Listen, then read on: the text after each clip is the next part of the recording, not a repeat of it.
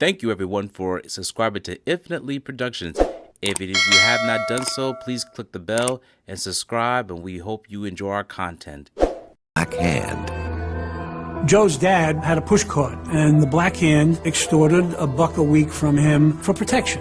Dominic Valachi paid the $1 a week rather than have his produce stolen, have his cart damaged and broken by thugs.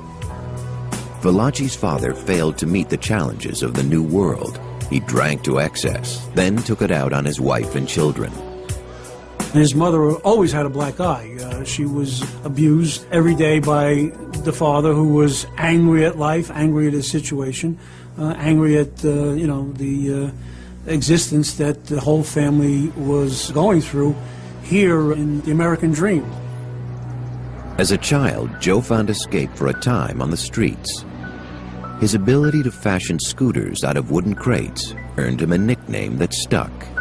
Joe Valachi used to use wooden boxes and roller skates to make scooters, and he got the nickname Joe Cargo. Later on, it just was corrupted and became Joe Kago.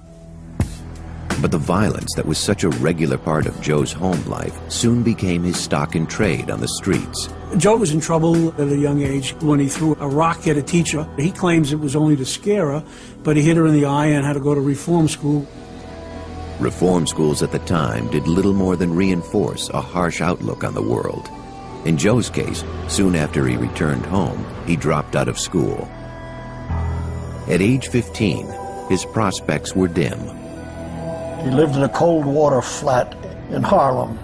There was no heat in the apartment except what they would have on a kitchen stove, which was fed by coal. Obviously, there wasn't enough money to buy the coal that they needed, so they stole it. Joe, it's believed, had seen the example his father set as a drunk, an abuser, and as someone pushed around by life. He vowed to fight back against his circumstances. He wanted something better. He couldn't get it any other way in those days except by crime.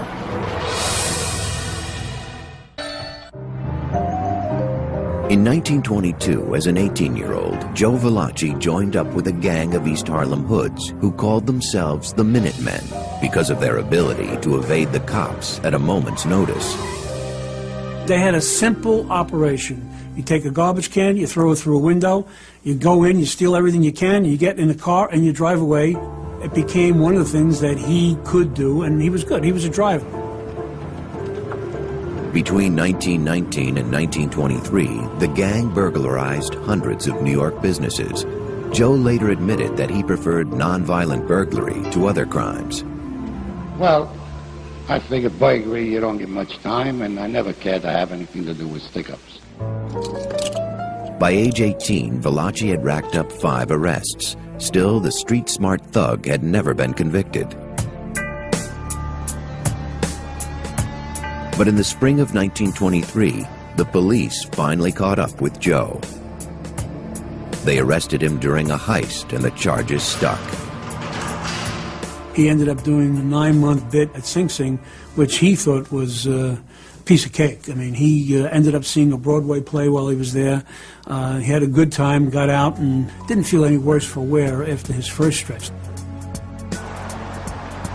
Back on the streets, Joe and some friends tried and failed to break into a Bronx warehouse full of women's furs. A beat cop spotted Valachi and the others before they made it inside. The policeman fired, striking Valachi in the head. His partners in crime fled. They come back maybe an hour later, and Joe's still alive. He's not dead. Nobody's come. So they take him to a hospital. A strong constitution, or perhaps just dumb luck, had saved him. The ordinary individual would have died right there, but Joe lived in a coma for over 2 months. He said when he woke up, didn't feel pain or anything else. He did seem to have a guardian angel looking over him. He did a couple of small bits. He ended up being involved in a lot of criminal activity without too much time in prison. It's been said that it's better to be lucky than good. Valachi had little else to go on. He wasn't book smart or charismatic. But he did have an almost uncanny ability to survive, which would serve him well as he was introduced to the cutthroat world of made men.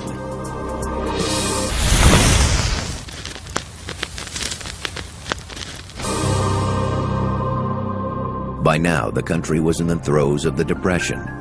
Soup kitchens were full, employment lines long. Joe Valachi sought opportunities outside the grim streets of East Harlem. He was just looking to make it, looking to get out of the neighborhood, so to speak, or looking to rise to the top of the neighborhood. Joe's own family offered no examples to follow. His father was a drunk and would soon die from alcoholism. His older brother had been institutionalized, and a younger brother had been killed, Valachi would later claim, by the police. But looking around, it wasn't hard for Joe to find role models. The men of respect in his neighborhood were easy to recognize. When the Depression hit, the only guys with real money in this country were the mob guys coming out of Prohibition. Cash, which was better than gold, right? As the Depression deepened, the racketeers looked to consolidate their power. It was a time of change in organized crime, when the modern mob truly came into being. In the late 20s and early 30s was the beginning of what's called the Castellamarez War. And during that period, it ended up with what would now be the Genovese and Gambino crime families at war against the other three crime families. The Mafia war gave ambitious and violent men like Valachi an opportunity. Valachi used a contact from Sing Sing to get an introduction to a member of what would soon be the Lucchese crime family.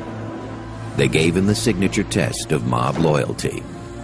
Into the mob, you have to prove your mettle by first getting involved in a hit. And that's what Joe Valachi did. The killing of somebody serves several purposes. But I think the most important one, that since there was capital punishment and no statute of limitations, a person who joined the mob and later admitted they did was liable for capital punishment their entire life. The second is that no undercover officer and no informant could join the mob, because in order to do so, they would have to kill, and society wasn't willing to allow that to happen. Valachi's target was a henchman for a rival family. Joe told him that he was going to take him to a game that was right around the corner, where he could be killed by two guys who were waiting to kill him. And that's what ended up giving... Thank you for watching this video. Please subscribe to our channel and check out more of our content. Feel free to give your feedback and suggestions on what we should do next in the comments. This is Infinite Lee Productions. We love ya.